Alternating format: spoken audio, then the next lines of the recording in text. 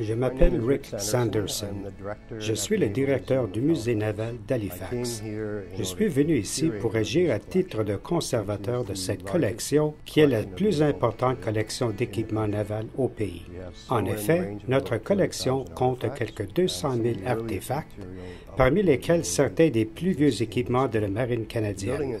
L'édifice en lui-même, nommé Admiralty House, a été construit en 1819 pour tenir lieu de résidence à l'amiral de la Royal Navy, qui était commandant en chef de l'escadron de l'Atlantique Nord et des Caraïbes.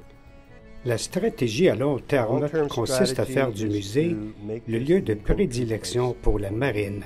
Par le public comme par la marine elle-même, nous voulons que cet endroit soit utilisé 12 heures par jour, 7 jours par semaine. Cet édifice a beaucoup à offrir.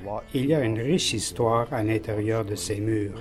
Par exemple, en haut, juste au-dessus de nous, se trouve une exposition sur la crise des missiles à Cuba. Il s'agit d'un événement très important de l'histoire navale du Canada. En 24 heures, l'admiral Dyer a ordonné à 23 des 24 navires canadiens de prendre la mer à partir du port d'Halifax.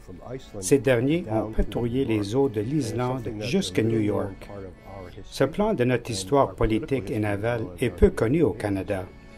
Et le fait que ces sous-marins soviétiques de classe Foxtrot transportaient des torpilles à ogives nucléaires n'était pas connu à l'époque. Une époque dangereuse, vraiment très dangereuse, pendant laquelle la marine canadienne se trouvait au cœur de l'action.